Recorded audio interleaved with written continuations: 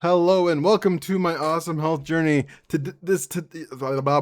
Last week and about 2 weeks ago, I got told something that is not true by two people. Two people who've only known me apparently for the last 4 years, and both people said my therapist told me I am good at discipline, and Josh, the one of the coaches who've known me since the beginning of Orange Theory, uh, just over 4 years ago, told me that discipline is my superpower.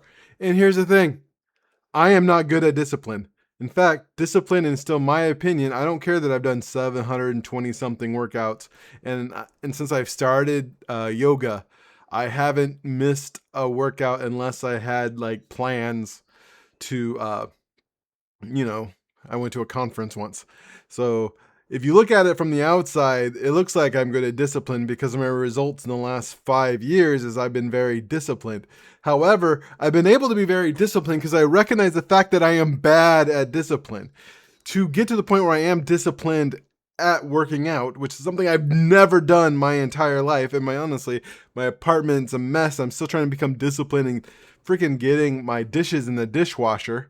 Still working on that, is recognizing the fact that I am bad at it. I had to get a therapist. I had to get a nutritionist. I talked to each one of them like once a week for a while, or once a week. I was talking to one of them for like 2 years. I was talking to my nutritionist every other week, and then the other week I was talking to my therapist.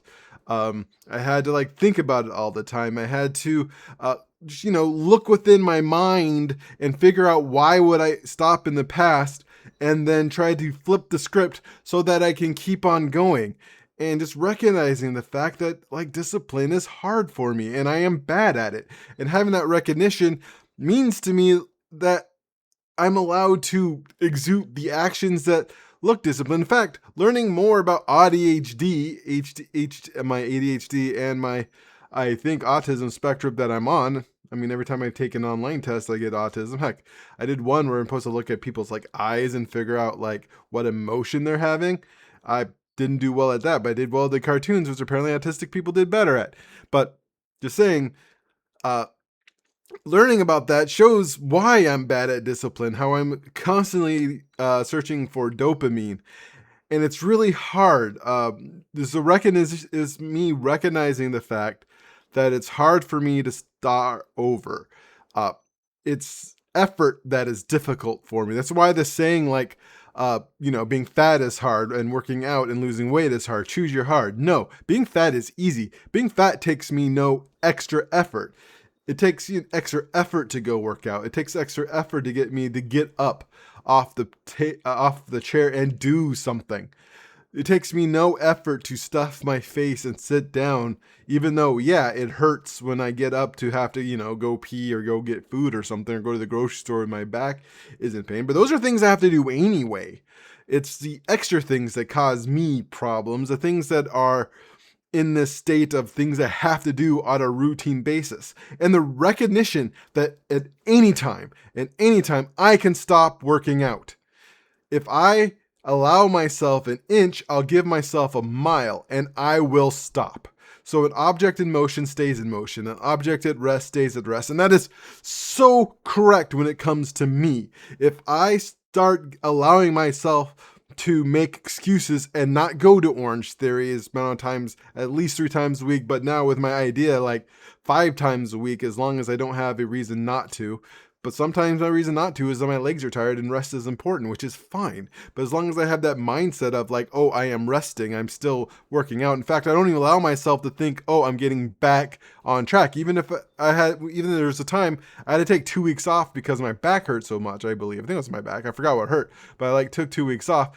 I did not think I was getting back on track of working out. I thought every day I was resting I was choosing rest over working out that day. I was choosing rest over being injured because if I allow myself to think I am not working out, if I allow myself to get into that mindset, I will stop.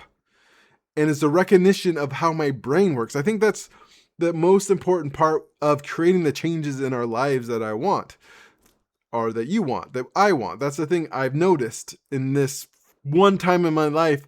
I have been disciplined. I learned how to motivate myself. I view motivation as the stick, the thing that like hits the donkey in the back to get them going. So motivation, the things that like the pain points, and that can get me going. But the thing that also gets me going is inspiration. So doing things that both motivate me and inspire me to keep on going, while also disconnecting the things that can hurt me, like stop weighing myself, anything that makes me feel bad, anything that can take me out of it. Recognizing the fact that in the past, being successful has caused me to stop. So disconnecting success from my desire to work out.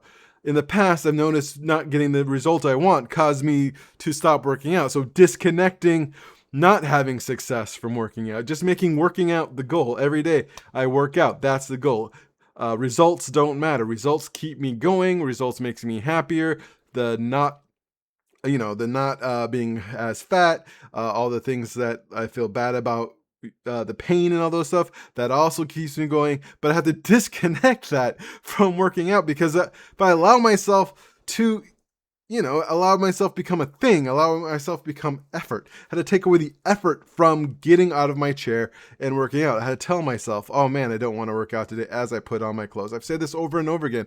As I get ready, as I move into my car, I talk about how much I don't work out. Heck, sometimes I talk about how much I don't want to work out when I'm there. But once I walk into it, I try to put that out of my mind and work out. But sometimes, especially when I first started yoga, I would tell myself I want to leave consistently. I would look at my watch. I called it my yoga index. And, actually, honestly, last Wednesday, my yoga index was 15 minutes. I was done. I wanted to leave. My brain is like, I want to leave. I am done. But I kept on going. I kept on moving. I did probably one of the worst jobs of yoga I've done in a long time, because I recognize some movements better than no movement. Doing some of those poses better than being at home and not doing those poses. My body gets some benefit of me going through the motions rather than me going through no motion. And so having that mindset helps keep me going.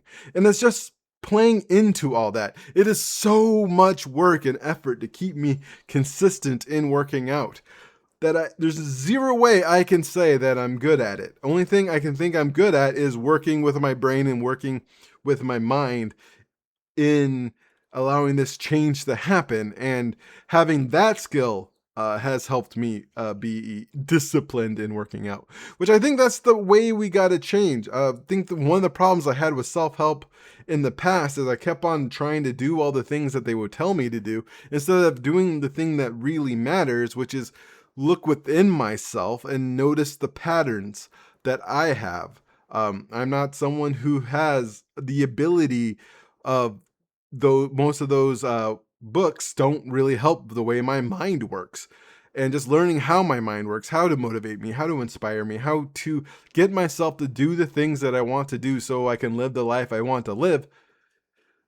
And just, yeah, and being able to do 720 something workouts in 5 years, or 4 years and a couple months, being able to do yoga and not really enjoy it, but enjoy the results, especially the way my hips feel. Being able to do PT exercises on a continued basis, consistent basis. It's all adds up because it's important to me. And I just have to work on the fact that it's important to me and recognize the fact that at any time I can stop, and nothing is more difficult than getting restarted for me. Every time in the past when I try to get restarted, that would take months of just effort of trying to get me to start. So I just have to realize I have to keep on going. So thank you for listening to my rant. I love you for who you are. And as always, you are worthy.